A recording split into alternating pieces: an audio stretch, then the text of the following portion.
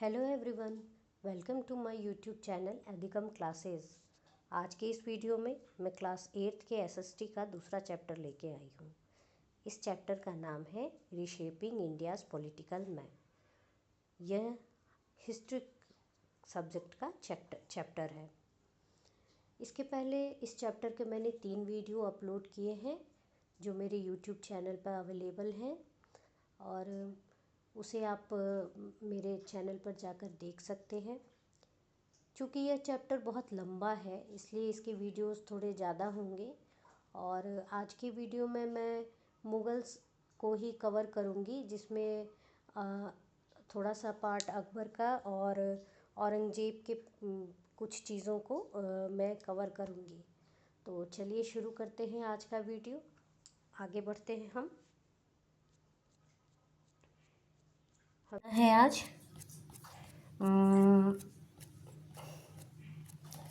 हाँ, अकबर से। अकबर को हालांकि मैंने बता दिया था, लेकिन इसमें मुझे 2 टर्म्स बताने हैं। एक है जौहर और दूसरा है सुलह ए कुल, जिसे लास्ट वीडियो में मैंने नहीं बताया था अच्छे से। तो आज की इस वीडियो में मैं इन 2 टॉपिक्स को क्लियर करूँगी। जौहर एक प्रथा थी जब ज़्यादातर ये राजपूत घरानों में हुआ करती थी। उस क्या होता था, जब कोई विदेशी आक्रमणकारी राजपूत पर अटैक करते थे, तो जब अगर ऐसा केस हो कि राजपूत हार रहे हैं, अब उनको लग रहा है कि अब हम जीत नहीं सकते हैं, तो उस समय जो राजपूत की महिलाएं थीं, जो वुमेन्स हुआ करती थी, वो लोग इस प्रथा को करती थीं। उसमें क्या होता था कि वे लोग माने आग जलाकर उसमें सब कोई अपनी आहुति दे देती थी या कूद जाती थी।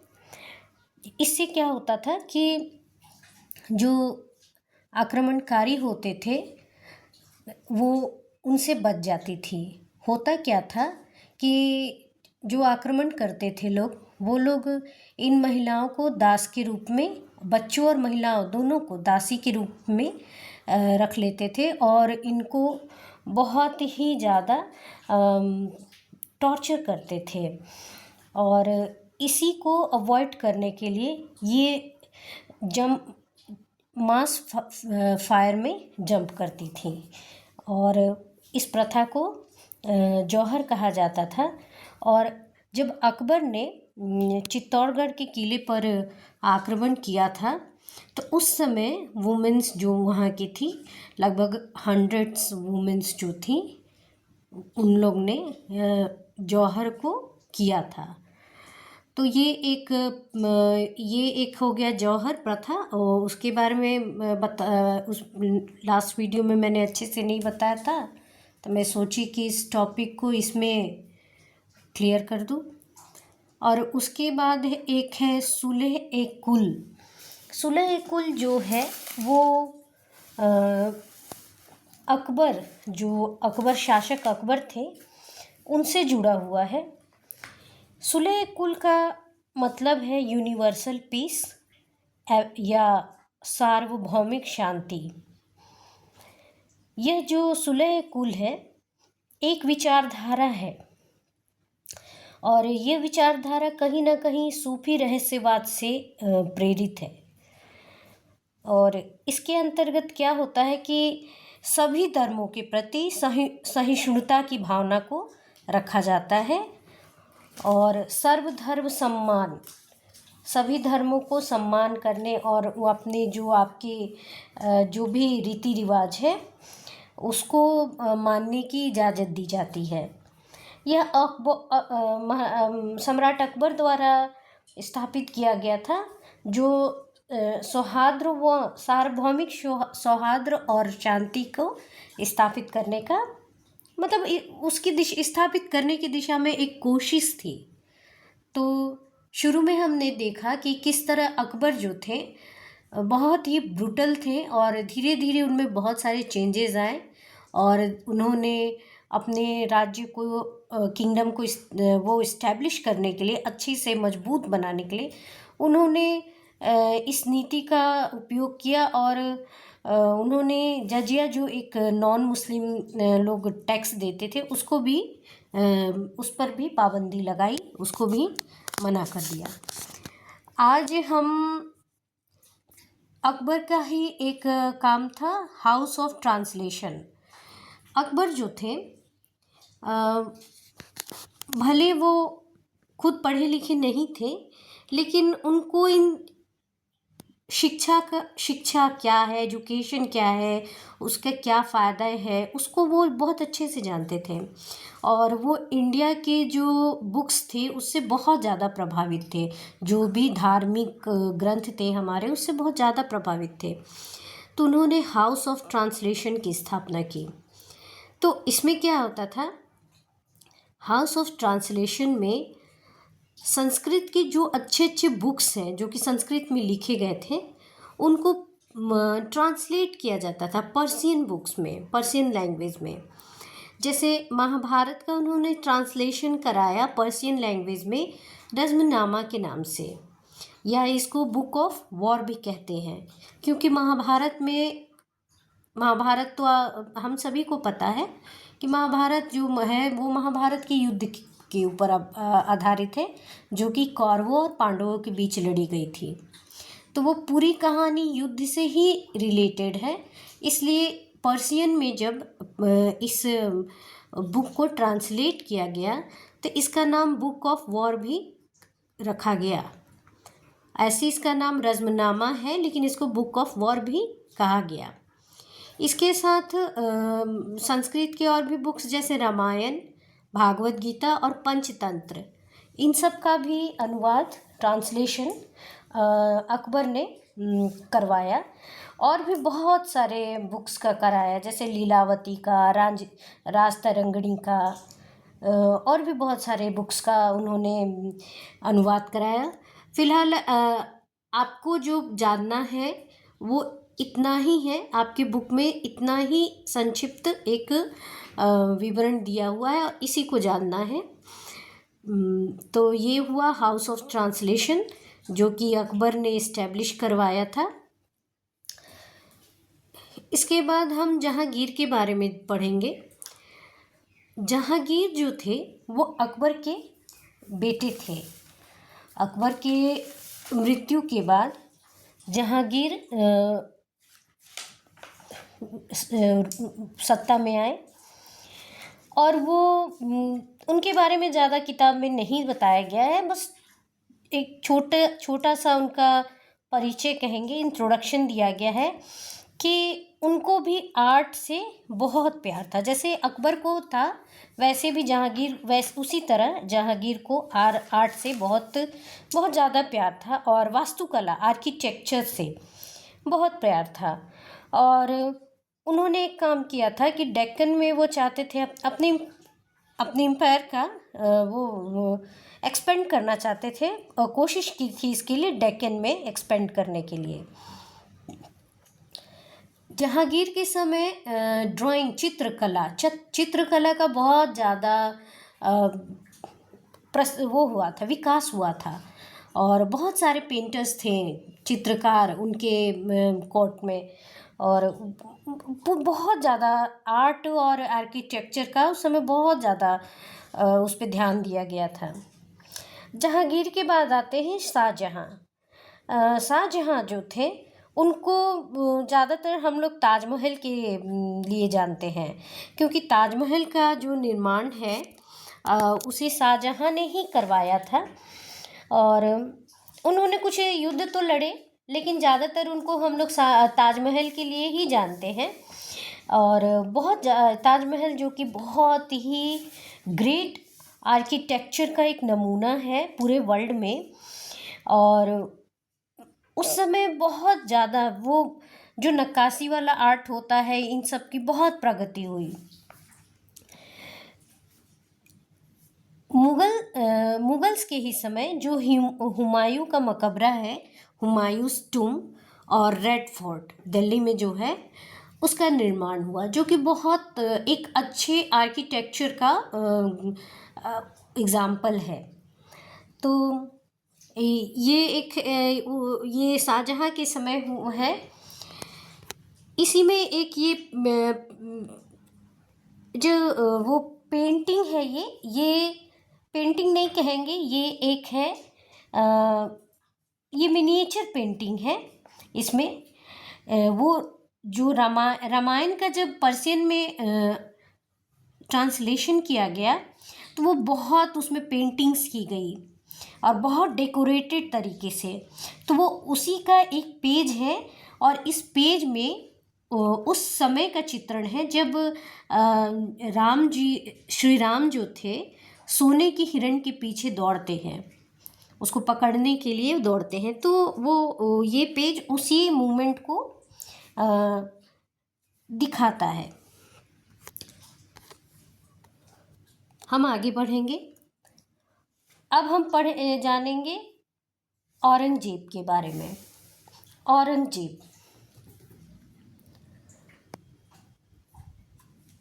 औरंगजेब जो था ये शाहजहां का ही बेटा था।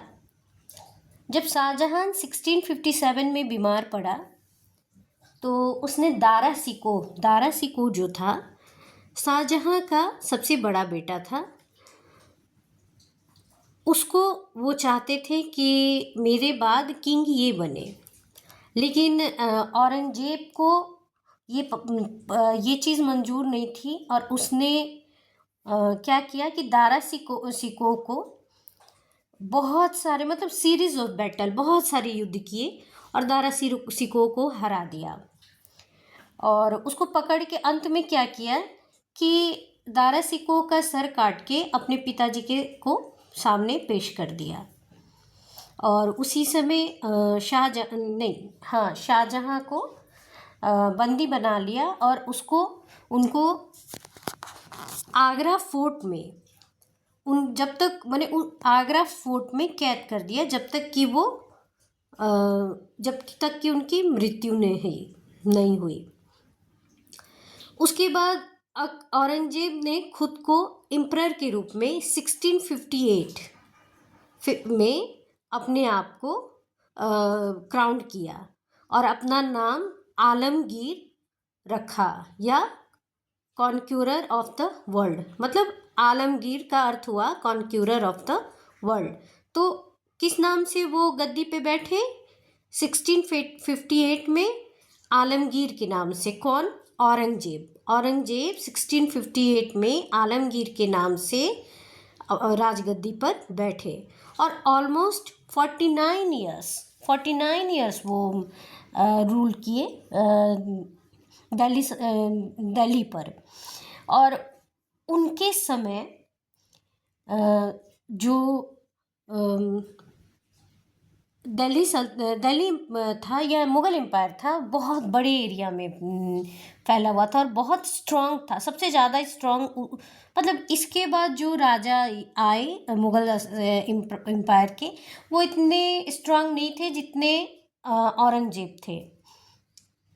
औरंगजेब जो थे वो बहुत ही स्किल्ड, मिलिट्री में बहुत ही स्किल्ड थे, उनको बहुत नॉलेज था इस चीज़ का।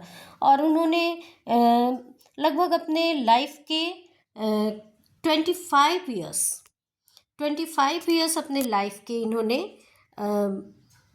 लड़ाई लड़ने में गुजार दिए। और शायद यही रीज़न था जब औरंगजेब की डेथ हुई 1707 में, तो उसके बाद मुग़ल एम्पायर का डिक्लाइन होने का एक ये भी बहुत बड़ा रीज़न था। क्योंकि क्या होता है जब हम लगातार 25 इयर्स बहुत कम समय नहीं होता, ये बहुत बड़ा समय है। आप लगातार 25 इयर्स तक अगर युद्ध करते हैं तो उसका नुकसान ये है कि आपके जो आर्थिक स्थिति है, फाइनेंशियली आप बहुत ज़्यादा वीक हो जाएंगे। क्योंकि भाई सेना को आर्म्स चाहिए और लड़ने के लिए हथियार चाहिए, तो कहीं ना कहीं आपको पैसे लगाने हैं। तो आप अपने जो बची हुई राजकोष का जो धन है उसी से आप कंडक्ट करेंगे युद्ध को। तो इससे क्या हुआ कि धन की कमी होने लगी और जिसके चलते धीरे धीरे मुग़ल एम्पायर जो है डिक्लाइन करने लगा। तो ये भी एक बहुत बड़ा रीज़न था मुग़ल एम्पायर के डिक्लाइन होने का। अच्छा, औरंगज़ेब के बारे में एक बहुत बड़ी बात, मतलब एक बहुत बड़ा फैक्ट ये है कि औरंगज़ेब जो थे सुन्नी सेक्ट के थे। मतलब देखिए होता है क्या कि इस्लाम में शिया और सुन्नी दो संप्रदाय हैं। तो औरंगज़ेब जो थे वो सुन्नी संप्रदाय को मानने वाले थे और बहुत ही ज़्यादा रिलीजियस थे, बहुत ज़्यादा, मतलब कट्टर, अपने धर्म को मानने के लिए मानते थे बहुत कट्टरता से। और ये अकबर की तरफ नहीं थे, अकबर की तरह नहीं थे जो सभी धर्मों को एक साथ लेके सबको एक साथ मिला के एक सौहार्दपूर्ण नीति को लेके चलते थे। ऐसे औरंगज़ेब नहीं थे। उन्होंने बहुत सारी चीज़ें ऐसी हैं जो कि उनको लगती थी कि इस्लाम के खिलाफ है, जिसको अन इस्लामिक बोलेंगे, उसको बैन किया। जैसे कि अपने कोर्ट में उन्होंने म्यूज़िक और डांस को बैन कर दिया। उसके बाद एक काम उन्होंने किया कि वो जजिया टैक्स जो है उसको फिर से उन्होंने लागू कर दिया और साथ ही साथ पिलग्रिमेज टैक्स को भी लागू किया।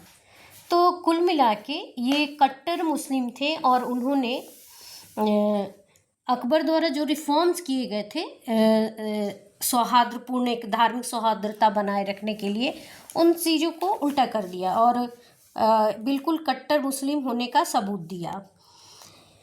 कुछ जो स्कॉलर्स हैं वो कहते थे कि ये एक प्राइमरी पॉलिटिकल, उनका जो भी उन्होंने ये डिसीजंस लिए वो पॉलिटिकल, राजनीतिक था, लेकिन कहीं ना कहीं वो अपने धर्म को प्रोटेक्ट करने के लिए एक कट्टर मुस्लिम होने का परिचय देते थे।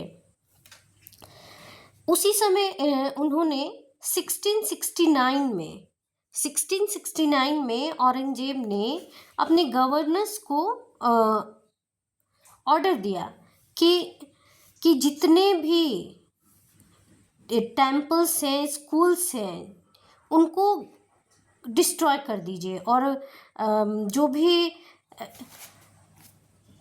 रिलीजियस प्रैक्टिस करने का प्लेस है उसको डिस्ट्रॉय कर दीजिए। अब बहुत उससे दिया कि नहीं, वो करना ही है आपको। तो उसी समय बनारस में और मथुरा, बनारस जो कि अभी जिसको वाराणसी कहा जाता है, मथुरा, सोमनाथ, इन जगहों के मंदिर जो थे उनको डिस्ट्रॉय कर दिया गया और टीचिंग जो रिलीजियस टीचिंग सेंटर्स थे उसको भी डिस्ट्रॉय किया गया। साथ ही साथ जैन टेम्पल्स और सिख के गुरुद्वारास को भी डिस्ट्रॉय किया गया। तो कहीं ना कहीं वो धार्मिक रूप से बहुत कट्टर थे, इसका वो उन्होंने प्रूफ दिया है। वहाँ उसने जोरास्ट्रियन जो होता है उनको भी मतलब नॉन मुस्लिम बोल के ही अनइस्लामिक प्रैक्टिस करने वाले हैं ऐसा कह के उनको भी कहीं ना कहीं परेशान किया।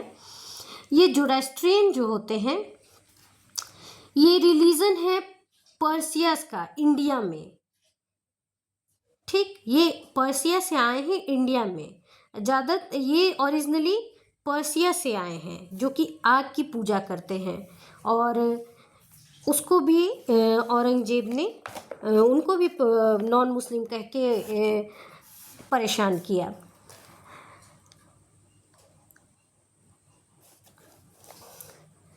जब उनके लाइफ का लास्ट स्टेज चल रहा था तो उस समय उन्होंने अपने बेटों को लेटर लिखा, ये आपकी बुक में मेंशन है। In his last letter of 2 of his सन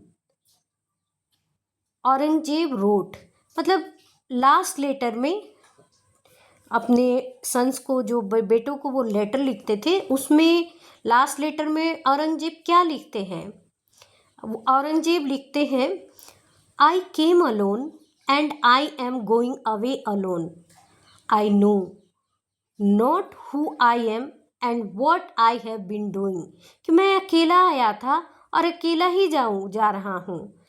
मैं नहीं जानता हूँ कि मैं कौन हूँ और मैं क्या कर रहा हूँ। I have not done well for the country and the people, and of the future there is no hope. साथ ही साथ वो ये भी कहते थे कि मैंने देश के लिए कुछ भी अच्छा नहीं किया और भविष्य के लिए कुछ भी होप नहीं है. I was helpless in life and I am departing helpless. मैं अपनी ज़िंदगी में हेल्पलेस था और मैं हेल्पलेस ही इस दुनिया से, इस ज़िंदगी से जा रहा हूँ. मतलब यहाँ पे ये देखा जा सकता है उनकी मन स्थिति बहुत, वो समझ रहे थे कि उन्होंने क्या किया, उनको ऐसा नहीं करना चाहिए था और वो समझ रहे थे सारी चीज़ों को. मतलब लास्ट में शायद ये इस लेटर से तो यही लग रहा है कि लास्ट में इन चीज़ों को वो समझे कि हाँ उन्होंने गलत किया है, उनको ऐसा नहीं करना चाहिए था. बात भी है सत्ता के लिए उन्होंने अपने बड़े भाई का खून किया और इवन अपने पिताजी को भी नहीं छोड़ा, उनको भी कैद किया जब तक कि वो उनकी डेथ नहीं हुई. उनको एज ए प्रिजनर कैद में रखा. तो सही वो उनको इस बात का शायद आभास हो गया था कि हाँ उन्होंने कुछ भी अच्छा नहीं किया है और उन्होंने इस तरह से इस चीज़ को अपनी गिल्टी को, वो शायद गिल्टी फील कर रहे थे और इसके लिए उन्होंने अपने बेटों को ये लेटर, लास्ट लेटर है उनका, उन्होंने लिखा. और यहाँ पे आपका औरंगजेब ख़त्म होता है. इसके बाद है रेजिस्टेंस टू द मुग़ल. तो ये थोड़ा सा बड़ा टॉपिक है जिसको मैं नेक्स्ट वीडियो में कवर करना चाहूँगी. और अगर आपको मेरा वीडियो अच्छा लगा तो इसको लाइक कर लीजिए और मेरे चैनल को सब्सक्राइब कीजिएगा ताकि मैं और भी ऐसे ही वीडियोस लाऊं और मुझे भी अच्छा लगेगा और आई होप आपको भी अच्छा लगेगा. तो मिलते हैं अगले वीडियो में, तब तक के लिए बाय बाय.